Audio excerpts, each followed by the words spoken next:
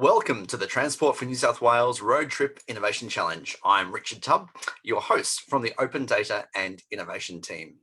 Transport for New South Wales acknowledges the traditional custodians of country throughout Australia and their connections to land, sea and community. We pay our respects to their elders past and present and extend that respect to all Aboriginal and Torres Strait Islander peoples here today. It's awesome to see such great numbers registering for today's info session. Hopefully you all turn up as well. I mean, who wouldn't want to take some time off your regular Teams and Zoom calls to hear about Innovation Challenge focused solely on places you'd rather be? Here is today's agenda that we'll be covering. We will be recording today's session and providing this presentation pack for download. It will be made available on the Road Trip Innovation Challenges pages on the Open Data Hub. We will be having a Q&A session today. Please contribute your questions by using the Q&A buttons below and upvote any of the ones you think are worthy of discussion. We may not get time to answer all of the questions, but if we miss any particularly good ones, we'll post the answers to those alongside the ones we've answered on the Innovation Challenge website. I'd first like to welcome Yvonne Lee, Senior Manager, Open Data and Innovation at Transport for New South Wales, to talk about the wonderful Open Data and Innovation team. Great, thanks. And so Open Data has been a program with Transport for New South Wales since 2016. And since then, we've had over 10 billion API hits, which is fantastic. Really shows how much our data is being used. And one of the things that we like to do is run these innovation challenges, mainly just to drag through more data for you to use, and also for, from our perspective, we actually have an open data policy that makes sure that as much data we can provide as possible is published on the Open Data Hub. You can go to opendata.transport.nsw.gov.au, which I hope you've all been to because you've registered for this event. And just some of the endorsed products we've got on screen. So Dylan will run you through a little bit more of the program a little bit later for this particular challenge. But one of the things that we really like to do is back the products that we bring through. And on screen are just some of the ones that we've endorsed in the past few years. And some of the innovation challenges that we've run are on screen at the moment. So this is just the latest of many. So even if this one isn't quite right for you, the process is very, very similar for most of these innovation challenges. So do listen in and see whether or not you can contribute to our innovation challenge this time round, and hopefully in future ones. So I'll hand over to Brad, who will go through the New South Wales tourist drives and signposting. Hi everyone, thanks for joining us today. Transport for New South Wales plays a key role in driving the New South Wales visitor economy, and we do that in partnership with Destination New South Wales. And just one of the things that we focus on is what's referred to as tourist drives and visitor attraction signposting. So tourist drive is a signposted opportunity for visitors to get off our main state roads and travel through some of our regional economies, regional areas, and look at a variety of wonderful different attractions and other areas along that way. In terms of the tourist drives, some councils support them very heavily and have very expansive websites that talk about what you can see on those tourist drives, right through to other councils who don't necessarily promote them to that extent. So I guess as part of the innovation challenge, we're looking for the market to tell us how we might best better promote those tourist drives and continue in our goal to ensuring that the visitor economy grows throughout New South Wales in the coming years. Thank you. Thank you very much for that, Brad. I'd now like to welcome Dylan King, Innovation Lead in the Open Data and Innovation team, who will discuss the final details of the Road Trip Innovation Challenge. Thanks, Richard. Hey, everyone. Thanks for joining us today. I'm going to go through the process and challenge statements and all the kind of nitty-gritty stuff. Please feel free, if you've got any questions, to drop that in the Q&A box and we'll answer that at the end of the session. So First of all, the genesis of this challenge. So obviously we're experiencing a number of travel restrictions in New South Wales, both international and interstate. And due to that, people are starting to look more at traveling internally in New South Wales. When we had a look at this problem space with customers, we realized that there wasn't an extensive amount of information around our tourist drives. And we actually went out and sourced an open data set, which is now newly available on the Open Data Hub, which is the New South Wales tourist drives that Brad mentioned previously. So the focus of the Innovation Challenge is to utilize that data and improve the road trip experience in New South Wales. So this is the challenge timeline. Obviously today, September 8th, is the info session, and directly after this, submissions will open. So you'll be able to go to the Open Data website, and you'll be able to see the Innovation Challenge page. On that page will be all the information necessary for you to understand what's involved with the challenge, what's involved with the submissions, and actually to enter your submissions. So the submissions close on the 22nd of September at 11:59 p.m. Then after that, there'll be a shortlisting process, and the shortlisted teams will be invited to our pitch day on October 6th. Now, the pitch day is a Shark Tank style pitch, so you'll have 5 minutes to pitch and 5 minutes for Q&A with the judging panel. The judging panel will then select the most promising to go through to our incubation phase. After the incubation phase, we are looking at running that from November until early next year. So we're targeting product launches in March and April 2022. So the Innovation Challenge statements, the all important statements that you'll be submitting against. Create a digital solution that improves the tourism and road trip experience in New South Wales. That's challenge statement 1. You can either address that, or you can address challenge statement 2, which is create or enhance data related to road trips that can be published as open data. So you are open to submit more than once, but please only submit against one of these criteria in each of your submissions. A little bit more on the incubation process. So the incubation process for us is a little bit different to a traditional accelerator or something you might have seen, which is a full-time in-depth process. This is only a part-time process. It's roughly 3 months. We'll require you to attend regular weekly meetings, but all of the development schedules and everything will be left up to yourselves. We'll give you access to subject matter experts within transport. We'll also give you access to obviously open data and our APIs, plus a special API, which is the Australian Tourism Data Warehouse, which is an extensive list of attractions and areas that people can travel, and also businesses within New South Wales. So that will be provided as part of the funding arrangement. We'll help with co-design. We'll help to verify the product that it is high quality, and also provide a path to endorsement. So if you're successful in the incubation process, there's then an opportunity to become an endorsed product of Transport for New South Wales.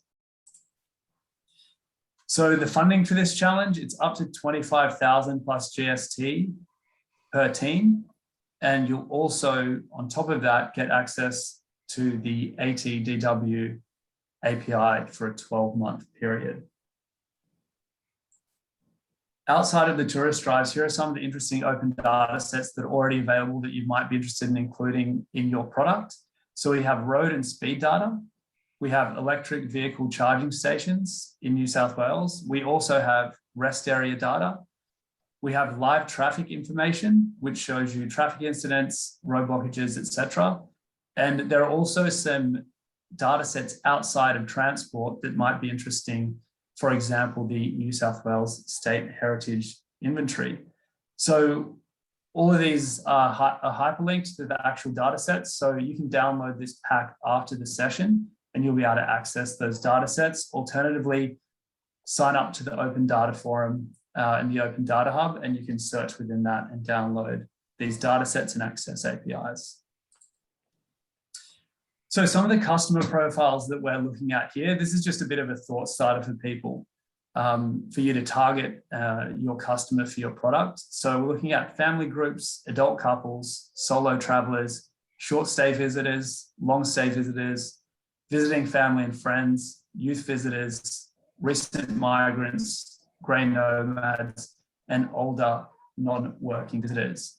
There's also an opportunity to define your customer around some of the destination categories that they might enjoy. So here are some of the ones that could be considered: beaches and national parks, arts and culture, zoos and aquariums, wineries and restaurants, camping and caravanning, cycling, shopping, fishing and golf, festivals, gourmet and luxury travel, heritage and history, adventure activities, and also a focus on small and local businesses.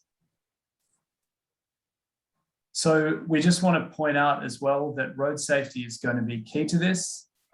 We need everyone to comply with the New South Wales road rules, and also be conscious of the rules around mobile phone usage in cars.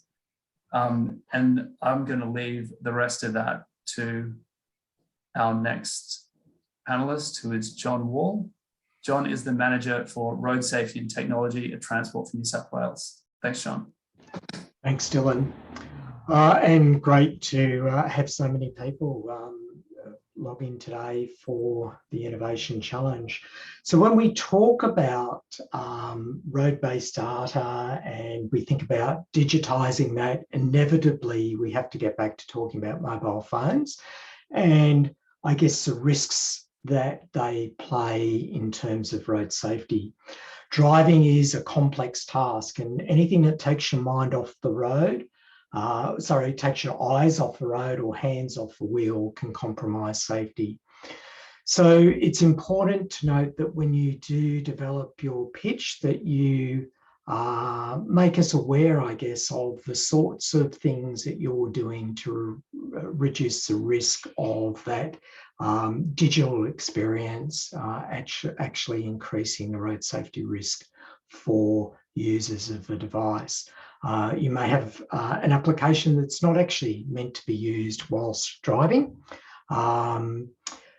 If you want to get a good idea around guidelines for what we call the human-machine interface, so the user interface for mobile phone applications, I think a really good place to start is both having a look at the guides around Apple CarPlay and Android Auto that are published both by Apple and Google. I went through those a couple of days ago, and there's some really key design factors that they talk about and guidelines around that particular area that will ensure that your device is less distracting and poses less of a risk for people using the application whilst in a vehicle. You're probably aware in New South Wales that we actually do have mobile phone detection cameras that operate across the state. It was actually my team that initially piloted and developed those systems along with our industry partners. So it is there. There are the basic rules in the link that Dylan provided around what you can do and what you can't do with a mobile phone as a driver in New South Wales. It's important that the device is in a phone cradle fitted to your vehicle, that if possible we use Bluetooth and other technologies. We avoid designing something that someone has to touch on a regular basis. And we avoid things like lots and lots of text messages and things that require people to look at the device and take their attention away from the phone. But there's a whole lot more information, as I said, on Apple CarPlay and Android Auto developers' sites, and I'd recommend those as key guidelines to the way that you develop your application. Thank you very much. Wonderful. Thank you very much for that, John. We are now at the Q&A segment of today's session. If you do have a question, please feel free to use that Q&A button at the bottom there and put your question to be answered by the panel. I'd like to introduce our panel and welcome back some familiar faces that you've already seen. I'd like to welcome back Yvonne Lee, Senior Manager for Open Data and Innovation, Dylan King, Innovation Lead, Open Data and Innovation, John Wall, who you may have met earlier, Manager Road Safety Technology, Brad Crispin, Senior Manager, Community and Place Partner, and a new face on the panel. I'd like to welcome David Phillips, Data and App Programs Lead and the Open Data and Innovation team at Transport for New South Wales. So we're getting some questions in, which is really great. I will start going through them. So the first question that we'll pose here is from Joshua Parkin. And Joshua asks, appreciate the focus on drives. Could this also include tourist rides as a subset? This includes motorcycles and bicycles. Yeah, I might take that one, Richard. So definitely motorcycles, absolutely. We're focusing on all road users, so we would be keen to hear a pitch on bicycles as well, but the real focus is motor users. So road trips really being covering a lot of distance with, you know, the car, and also motorbikes are fantastic, but we wouldn't exclude a pitch on a bicycle tour. Thank you, Dylan. Next question is from Dean, who asks, what sort of help with regards to the co-design during the incubation period? I'll let you take that one too, Dylan. Yes, so with co-design, we have a group of technical and product people in our team, and we also provide access to subject matter experts more broadly in transport, from regional now to metro, our digital product areas if need be, and other technical areas. So it's a range of different support. Essentially what we're trying to do during that process is get your product up to speed with what we understand our customers would want. We're going to help out with a range of different testing and information around, you know, API integration and all that kind of stuff as well. But if you've got any specific questions about that, please feel free to email us. And we'll get back to you. We'll put that up on the Q&A page on the Innovation Challenge site. Thank you. Next question is from that crazy kooky bunch, Anonymous. Could we concentrate our solution to just one of the categories, for example, just on fishing spots? I might take that one as well. Yes, absolutely. We find that if customers have something that's of true value to them, then that's something that they're more likely to use and download and enjoy. So if you can really, you know, understand your customer well and understand their needs, that's a really good place to start for designing your product. So absolutely, go niche, show that you've got a great understanding of that customer, and show that you're going to be able to get that product out to the customer and get them using it. Thank you. Another good one from Anonymous was with regard to the two challenge statements. Sorry, I just lost it. And whether you can submit for just one of the statements or both. So Dylan, would you like to just clarify that one?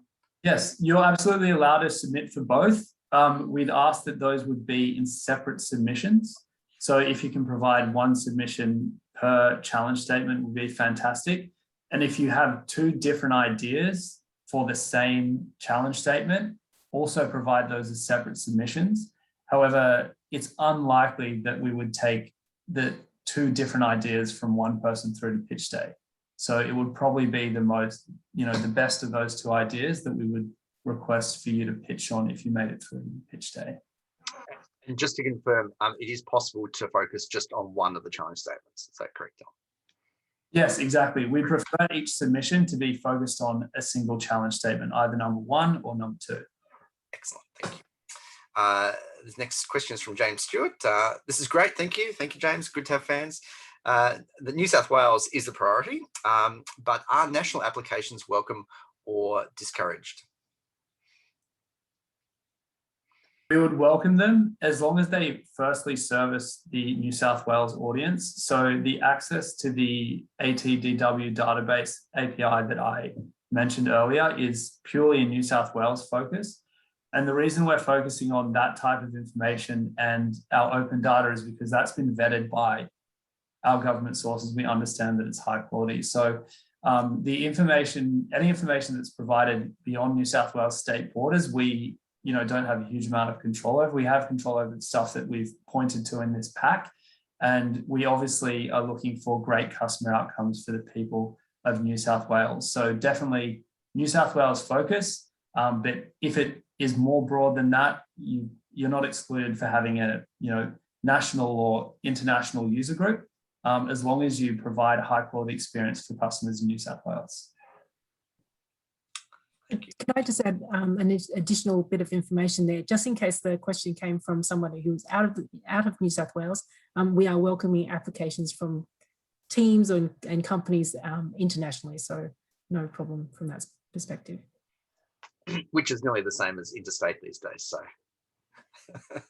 So next, into 5 kilometres actually, Richard. That's right, yes. And just to be clear, I know that must be hard for a lot of people to imagine this who are currently in New South Wales, but these are for road trips outside 5 kilometres of the person's home. So just to make sure that everyone's clear of that in the times ahead in which they might be able to get access beyond 5, maybe 10, maybe 15. So we'll have to wait and see.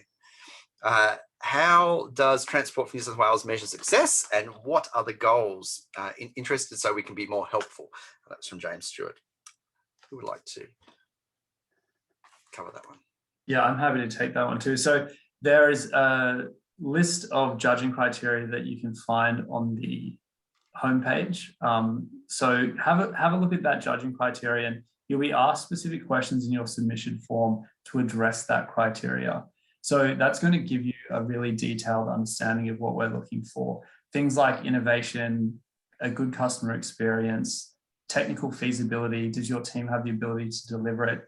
Innovation, and also around commercial sustainability. So this is something, we're giving this seed funding to allow people to go out there and make this product, but we think that it should be sustainable in its own right. So those are kind of the 5 key criteria. You can read more up on those on the website. We have quite a few questions surrounding how many submissions will be awarded in total and how many teams will be intended to take part in the incubation. Did you want to cover that, Dylan? Yeah, sure. So we always tend to bring through more than one. We don't actually have a limit. If we have a number of high quality submissions, we'll take them all through. But as a guide, we usually take between 2 and 3 submissions per innovation challenge. Another question, just following on from that, was just explain a little bit more about the 25K in seed funding. Yeah, so the seed funding, once again, similar to what I said about the incubation period, it's not a traditional amount of seed funding like you would have with an investor. So Transport takes no ownership in the company whatsoever. So that you can see that more as, as you would see a grant. Like it's not a grant, but it's essentially money that you can use to develop the product and then take the product forward. One of the caveats around the funding is that we tie the funding to development milestones. So we don't give the whole amount of funding up front. We actually ask you to prove that the product is coming along, that it's been designed, that there's a beta, that it's been launched, and you can access different portions and parcels of that. Where that funding is given and what those milestones are, we'll work with you to figure that out. So that isn't set in stone. It's something that we kind of do through the co-design process with you if you're selected to go to incubation. Thank you, Dylan. Next question, should this product focus on getting more Australians on tourist drives to specific locations, or should it focus on enhancing the driving experience? And Dylan or someone else who would like to jump on? Yeah, I'm happy to take that one. Definitely we're looking to get people using these tourist drives. So if that can improve the driving experience, fantastic. But one of the key things, as Brad mentioned, we're trying to achieve with the Tourist Drives program is to actually get people off these main interstate roads and get them, exploring these kind of beautiful areas in various parts of the state, visiting local businesses and really discovering all of these great experiences within New South Wales. Obviously, if you can have an improved experience as well in terms of driving, if you can make trip planning better or whatever it might be in your mind that looks like, absolutely feel free to bring that forward. And anything that adds to a good customer experience is something that we want to see. Brad, was there anything you'd like to add to that? Yeah, just to add to that, this is all about growing the visitor economy, and we're in an important period as we emerge from COVID, and we're going to see a lot of discretional spend happening in that visitor and tourism space. So this is about providing information to our customers on great places to go, on great trips to take, such that they will visit those local towns, spend their money in those towns, and talk about it to their friends, who then may pick up that idea and go on a trip themselves. So it's all about growing the visitor economy, I guess. Thanks, Brad. Next question, where can we get more information on the data held within the ATDW data warehouse? Information on the data warehouse would help ideation. Yes, so there'll be a link in the pack to that. So if you just Google it right now, ATDW or Australian Tourism Database Warehouse, you'll be able to find it. We'll also give information to people in terms of feedback. If you want to ask specific questions about what's in it, just shoot us a question on the forum or to our Open Data Program email address. But there is an extensive amount of information on their website. And these next two questions go together. First one is, how are teams formed? And the second is, are we required to demonstrate a prototype or MVP on pitch day? So how teams are formed, was that the question, Richard? First one is how the team's formed, yes.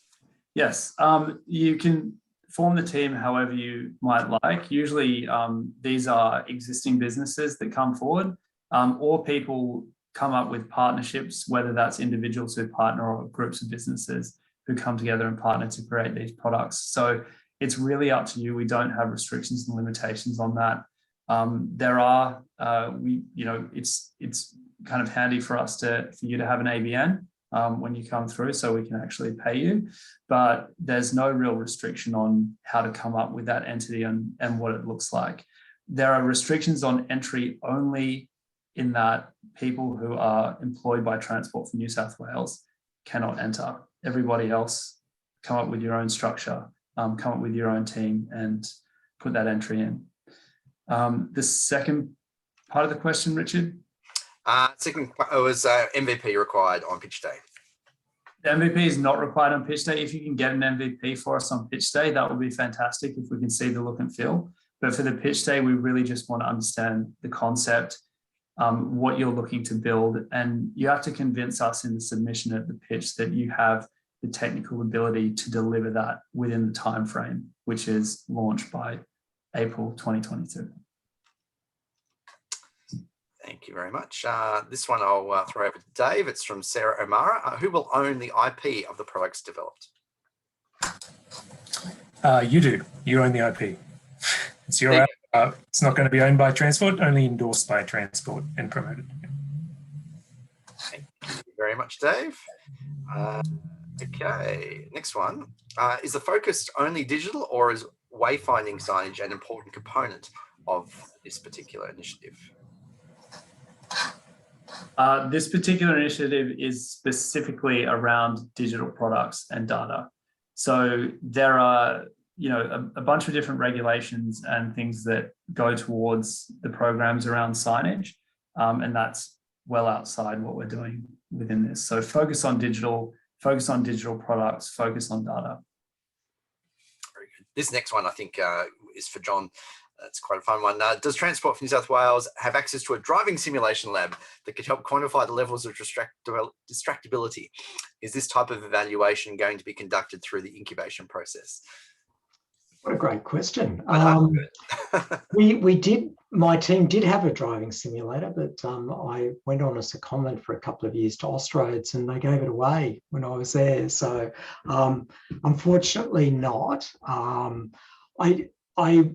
I wouldn't expect that we'd be putting it through a driving simulator. I think the guidelines, as again, you know, pointing you towards Apple CarPlay and Android Auto guidelines, those HMI guidelines are pretty clear.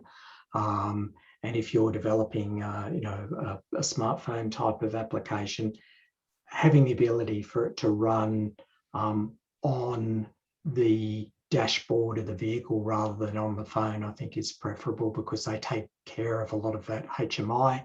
The manufacturers, in terms of building those display screens into vehicles, they're very cognizant of distraction inside the vehicle as well. So build it to that, even if you're not going to build a version that's Apple CarPlay or Android Auto compatible. The guidelines are really good to look at. And just to confirm, it's human machine interface HMI, John? Sorry, say that again. Human machine interface HMI? Yes. Very good. Sorry. All good. All good. Yeah, it was. Yeah. Just for those people who may not be. Well, UI, is it that you digital people use? Yes, that's right. User interface. That's Yeah, right. All good. All good. Thank you. In case we had some TLA overload and people weren't quite sure what we were doing. MVP, minimum viable product too. Sorry, we did throw the MVP around without sort of explaining it either. That's all right. All good. All good. So next question, are we open to solutions that help facilitate planning and logistics of road trips? John? Yes, absolutely. So we're open to all ideas that improve that customer experience. So if you've got something unique and interesting, if you've got something that involves planning, that's a really good place to start. Obviously, the first point in getting people out to these areas and encouraging people to go and, you know, visit and tour around is giving them the correct information. So definitely pursue that idea. Thank you, Dylan.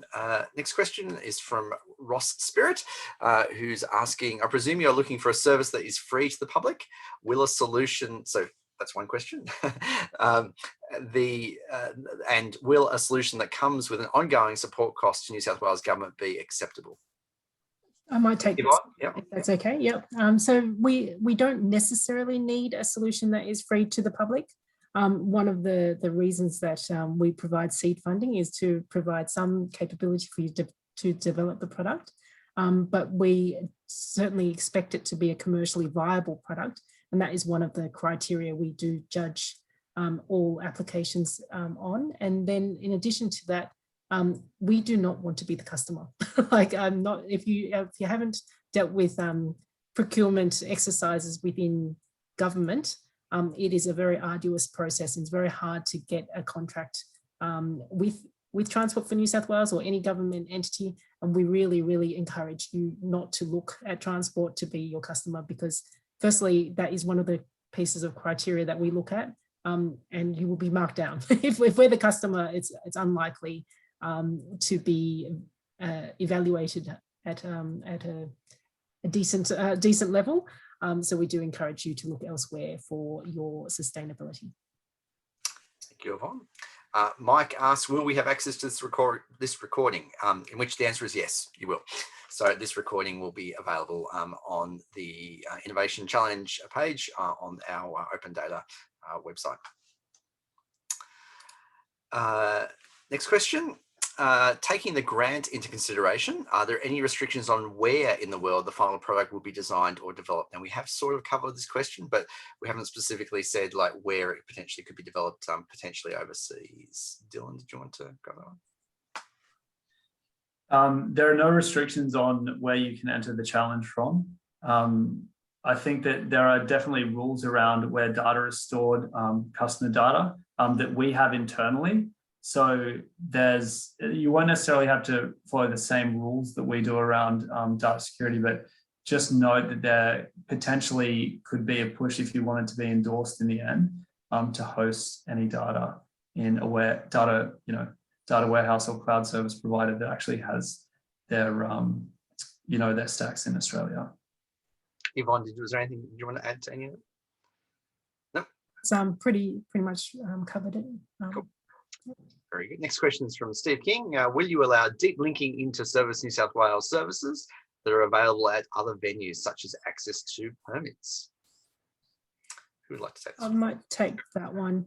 We don't have any arrangement with access to Service New South Wales services. However, having said that, I believe they do have an API gateway themselves to various services, including some licensing things.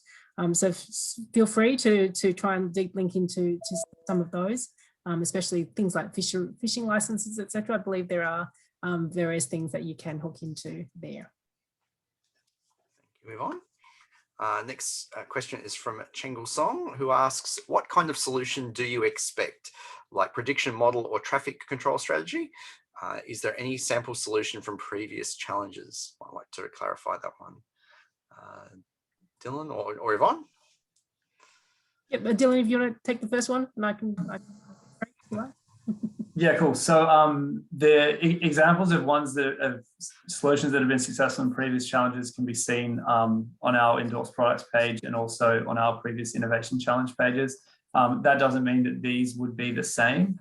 We want the solutions to basically provide a solution to those challenge statements.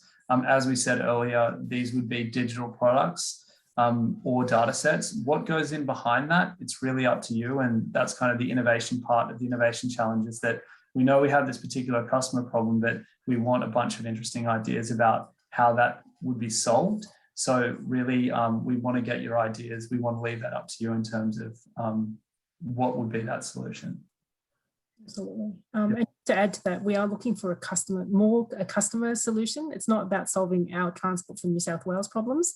It is more about solving the customer problem. So if you put yourself in one of those many groups that Dylan went through about the target markets, put yourself in those shoes and see what, if you were, say, a grey nomad, since that was mentioned earlier, what would you need in order to utilise the tourism drives more effectively? Like whether or not it's from discovery, from knowing that there is a brewery up ahead, or if knowing that there is a toy museum up ahead for the kids, something like that would be much more useful, especially in the application, than something for us. So something for us is very hard to sell into us. Definitely target the customers. Thank you, Yvonne and Dylan. Next question. Obviously, there may be some Transport for New South Wales staff who are watching this particular information session and decided that it's so fantastic they'd like to enter themselves. The question here is, could you please elaborate on more on how employees from Transport for New South Wales could enter this competition, restrictions, requirements, obligations, etc. Yvonne, would you like to take Yeah, unfortunately, if you are an employee of Transport for New South Wales, we cannot consider your application. That is part of the terms and conditions of the Innovation Challenge. At times we will, like some of our Innovation Challenges, we may allow it, but just keep in mind, if you are an employee, it would be super hard for us to circumvent, not even circumvent, but just to tackle those probity issues that we would have at Transport for New South Wales. So unfortunately, we would love to have your input maybe on our side of the fence if you want to contribute, but we unfortunately cannot take your application. Sorry, I just read a question that made me laugh.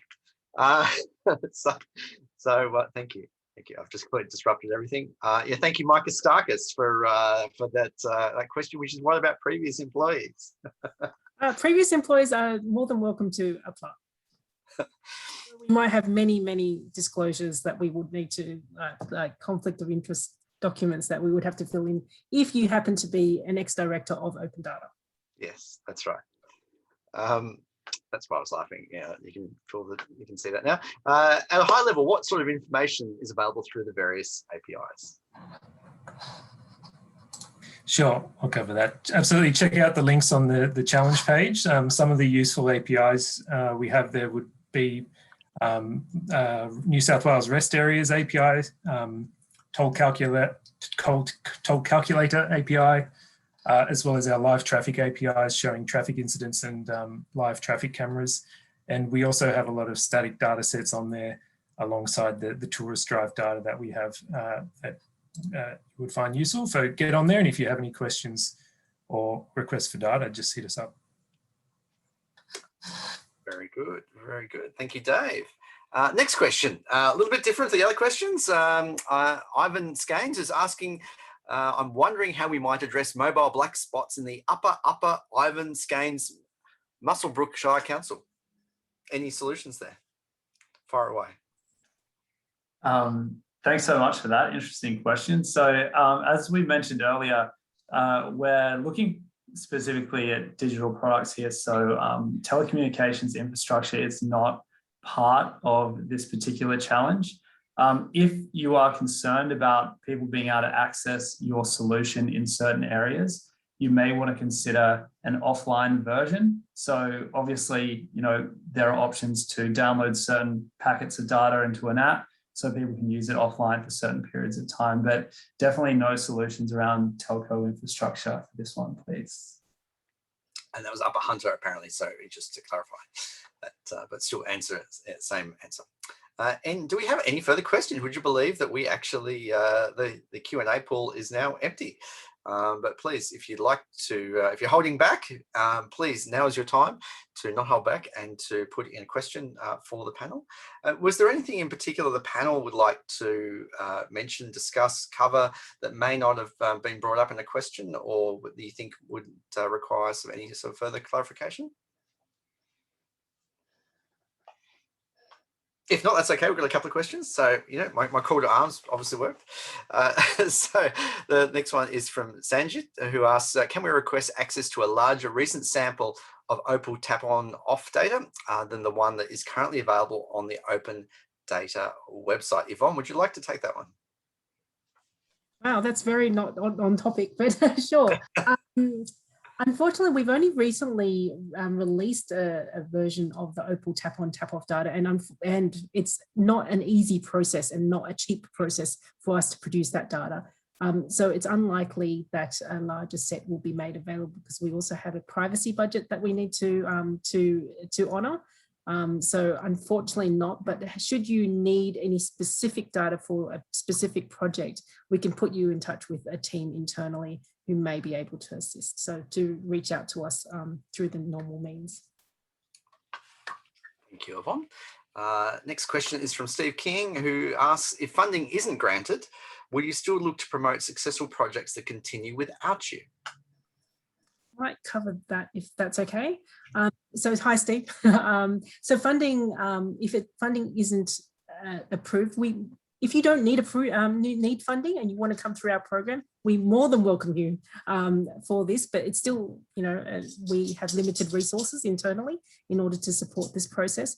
So you still need to win through, but we will not be able to endorse any apps unless they come through one of our innovation challenge type processes. So if you do want to be endorsed, please apply. Thank you very much. I might cover this last question here. Is there any structure, template or process that you would suggest to have for the pitch?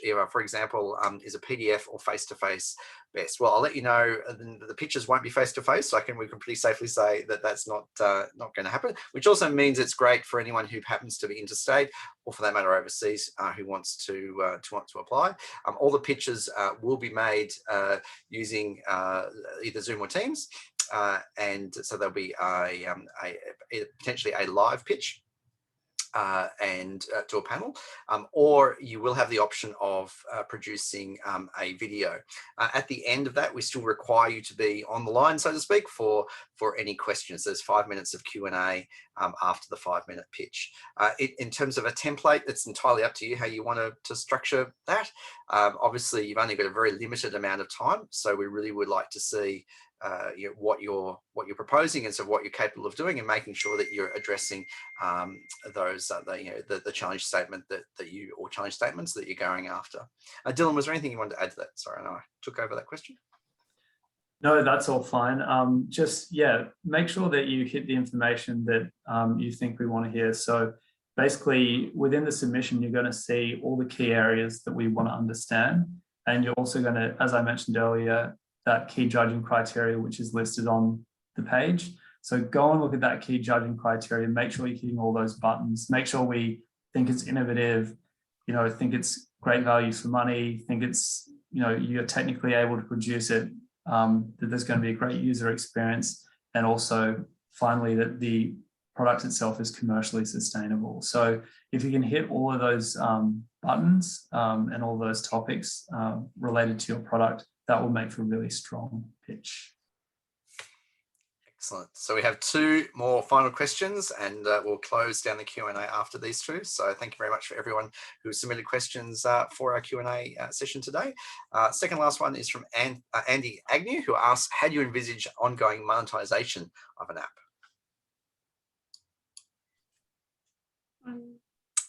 Yvonne, did you want to take that? Up to you. You go for it. Cool.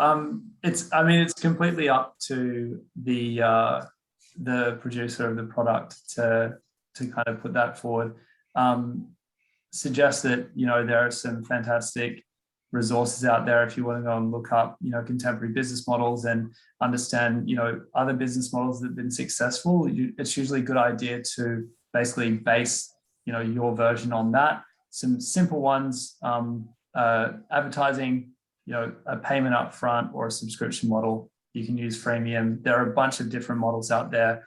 We're not going to suggest what that should be, but definitely do some research on kind of what is the industry standard at the moment and what's industry best practice. And that'll give you a really good guide as to how to monetize your product on an ongoing basis.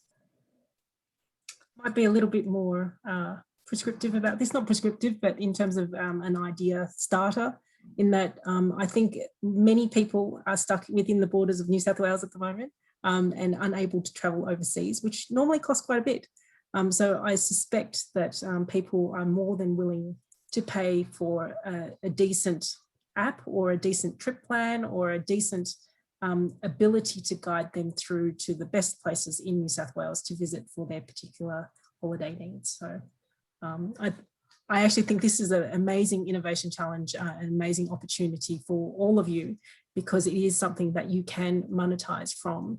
Unlike some of the other innovation challenges we've run in the past, which probably be more difficult to.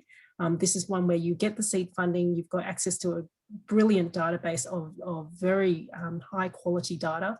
And on top of that, it is definitely something that, with the support of Transport for New South Wales, and we do have other government agencies that are supportive in our background, and you'll be introduced to them as the process continues. It is a very, very good opportunity for you to monetize and build a real business out of this one. We've just had a couple of really great questions coming through, so we'll just keep going. While if they keep asking, we'll keep answering. So this one is, will you support existing apps with increased functionality to address the challenge statement? So terrific question. Yes. If you have an existing product and you can enhance the functionality, that's a fantastic place to start. Obviously, that goes a long way to the commercial sustainability criteria, so that you probably score highly in that criteria if you've got a business that's ongoing. Obviously, we do want to see something new being built, a new feature or a new part of that product that is really specifically answering the challenge statements. But absolutely, an existing product can be entered for sure. James has a few questions with regards to the application process, just with regards to how long does a form take to complete, which Dylan, did you want to say approximately how long the form would take to complete?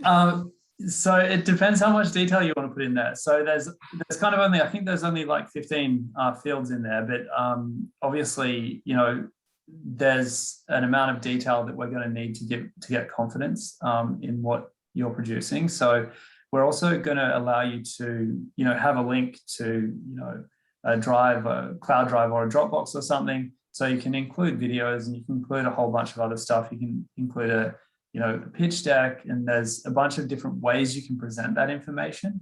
But, we need a reasonably, strong amount of information to give us confidence that you're going to be responding to that challenge criteria, and that you're going to be, basically speaking to those judging criteria as well. So you can give us confidence that if we support that product, you will create a good customer outcome.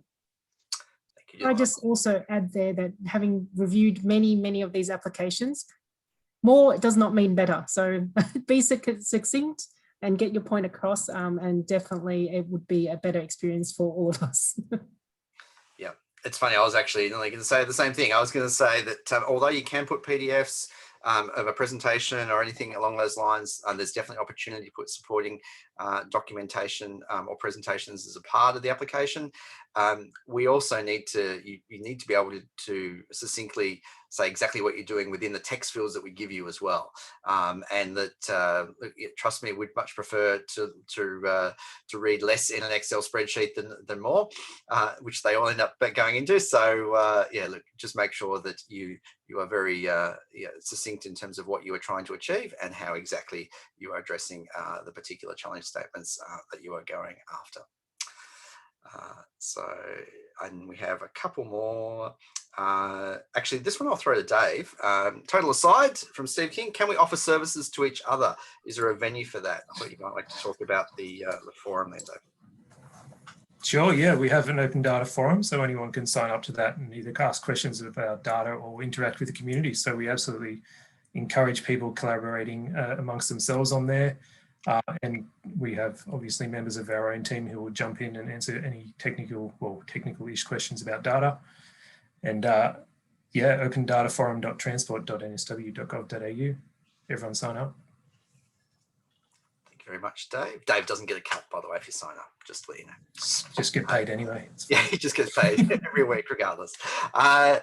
Does the app need to be at the final stages by launch date, or will MVP be okay with a plan to continue to develop the product? Good question. We would like to see a fully formed product by the time we put it out to market. So there's a fair bit of lead time, much longer than we usually have here. But it's not to say that if you need a bit more time from that and you can support it and you provide us with, a really kind of a comprehensive plan on how you'll deliver it, definitely we'll consider a longer incubation period on some occasions, but our focus is getting a fully fledged high quality product out to market by April next year. So the more you can convince us that you can achieve that, the higher you'll score, the more chance you are of coming through and getting the funding and getting through the incubation process. Excellent, excellent. Well, look, we'll stop our Q&A session here. So thank you very much for all our wonderful Q&A panel to be able to provide your expert responses to those terrific questions. Don't forget that applications are now open via the website and close on the 22nd of September at 11:59 p.m. Don't forget to follow the Open Data team on Twitter at DataTFNSW. This now concludes today's Road Trip Innovation Challenge information session. Thank you all for attending, and we are all really looking forward to seeing what terrific submissions come our way. Thank you.